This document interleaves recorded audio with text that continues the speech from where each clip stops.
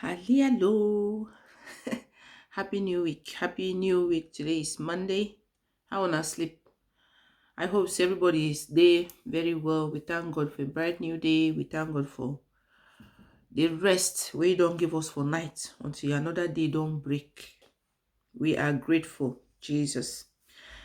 So I beg, if you never subscribe for this our channel, may you just go ahead and subscribe. Okay. The thing what they be say. I just dey una know say as I dey used to talk say I dey sit down, something dey come my head say me I can't talk. I will just can't talk. The thing be say I want una know say we get some certain kind of women or even men where they dey waka with trouble. That is when you see their perfume, when you smell their perfume, you smell trouble. The thing be say if they never find wahala, their body no dey cool. That is, they will look for trouble where there is no trouble. They will come that is anywhere they reach, they go pollute the place. Anything where they see, their body just a fight. They want wahala, they want to quarrel all the time, they want to fight all the time. Those kind of people and they amongst us, they live with us. What did they be say? A lot of people, this nowadays where we dey, they don't enter trouble where no be their own. They don't enter trouble where they no be they ready. They don't fight when no be them find wahala. They don't be disgraced where problem where they enter, it no be their own. Why? Because they let themselves to be tempted by all these wahala people. The thing be say, if you no get mind, you know if you stay around some certain kind of women or even men, because only their behavior, it will make you go fit put yourself into some kind of thing where no be your own. You go fit make you enter some kind of wahala where be say that one no even resemble you. And that is why when you hear say somebody don't do something, you go dey wonder say, this person where I know, I ain't do this thing, how it happen? What happened? You know? But most of the times, we dey condemn, but we don't know how the matter happen. Sometimes some people they enter wahala wey no be their own. You go hear say this one don't fight for roots, or this one don't follow this one quarrel, or this one don't do this one. Most of the times we know they find out to even know wetin happen. We they just take sides. But the thing where they be say that person, it go don't feel enter that wahala. It go don't feel quarrel because he let themselves be tempted. You let yourself go enter wahala where it no be your own. The fact that they be say this kind of category of women and men where they get this quarrelsome character, them they always find problem where problem no dey. They always look for issues where no issues no dey. But one thing what I get to tell somebody today be say, no let yourself be tempted. No let yourself be distracted. The fact be say, whether quarrel dey o, quarrel no dey o, your personality at the end of the day, na it matter. Your personality, na it matter. If you let yourself be tempted, you see this category of human being where they talk about like this, their own are just to find problem. Sometimes it get to do with their personal issues. People there where they get wahala, where they know say wahala dey their body, but they don't want to accept them, say they get that wahala. And they don't even want to take advice about that their wahala. Okay? So when you want to talk to them, they see say maybe you are an enemy than a friend. So that their wahala where they their body, as they don't want to accept that wahala, now so that they find people where they go take pull them, join their group of wahala people.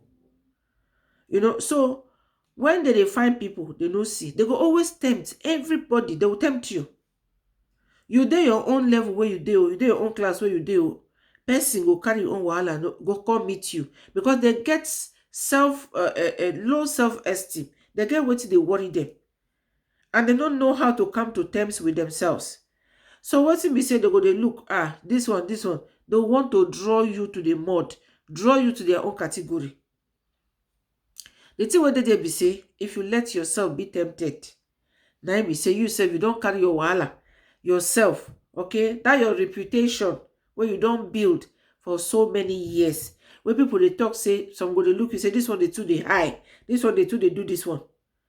That your reputation, they go just help you, bring you down, because they look at you as if you are a threat to them, because they look at you as if you be somebody where you too they do like say you too dey. But they don't know say you get a name to protect. They don't know say you get you there for some you get to maintain some certain level of life for the people around you, for your children, for your family members, for your whatever. Anybody there outside, now everybody they do your own thing, they go. The thing that say now who they care again about reputation. But some people still they care. And when these wahala people they see say you care about your reputation, you dey mind your business, they will want to bring you down, to join the group, to join the level of quarrel, that their problematic attitudes. So when I talk, we say you go try as much as possible to just be yourself, no matter how much temptation comes your way. Try to be yourself. Control your temper. Okay? Control your temper. Overlook some certain issues. Because not be everything where person see, now they talk. Not be everything where person they hear, now they respond to. You know go feel respond to everything. Some of them you just they ignore them, just they go. Knowing that these people are just there. Now trap, then pin give you. Because they won't draw you, come down meet them. They won't draw you, come down meet them. Now the thing be that. So you ignore some certain things. You overlook some certain things. You overhear some certain things. You just, whether they write them, they talk them, or they do how, you ignore them. You ignore because you have a name to protect, because you have your identity. Stay on your lane.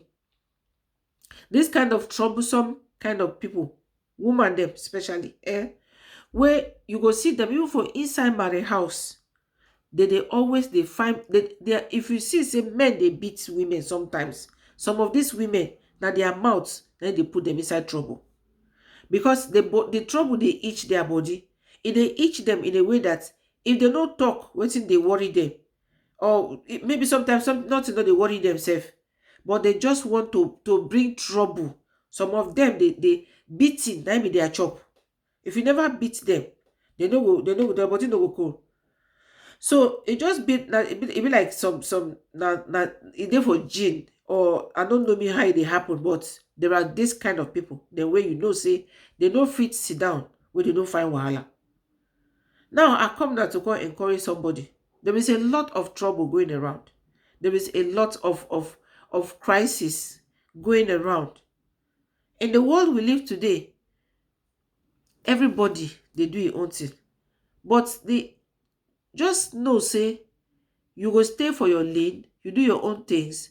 Wahala go always come, temptation go always come.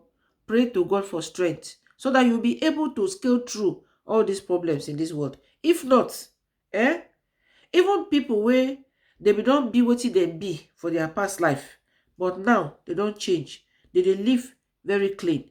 They don't follow God. They don't be born again or whatever thing, because they don't see the kind of life where they live. They don't change. Normally, people grow up and they change. But some people have decided to remain in one place over the years. They don't want change. They don't want do anything to please anybody. Even the environment where they dey. They don't fit change to fit their environment. So now this one already a big problem where they get. Okay, so if you be person where you don't, whether you be dey live na how before, but as you dey grow up, you dey see say, okay, I get to apply some changes to fit my life while they live today. Okay, and people they just they take say this one be don't be like this, that one be don't be like that. It is not your problem anymore. Okay, and so these things they don't get to they irritate you. Everybody has got something to talk about. Everybody has got a life that they lived before and the one they are living today. It could be a new life, it could be the old one, whatever thing. Don't let yourself be distracted. Do not let yourself be tempted so that you will not be like what they want you to be. Live the kind of life that is pleasing to you and to God. The life will please God, will please you. Human being, another human being, no gets any decision to take inside the life of another. It is only God that can change situations and amend situations and fix you and wash you that you become a new person. So if these people, they no one go face God for talks, they made them change. Like over the years, they've been the same thing. Do not let yourself be distracted and be pulled down to their level. Mm. Now I just talk about I can't share this small one with una this morning. I beg, if you never subscribe to this our YouTube channel, may una help me to subscribe. Biko. God bless una. Thank you plenty. I cover you all with the blood of Jesus. I wish you all a very blessed week ahead. Okay. I love you all. Bye.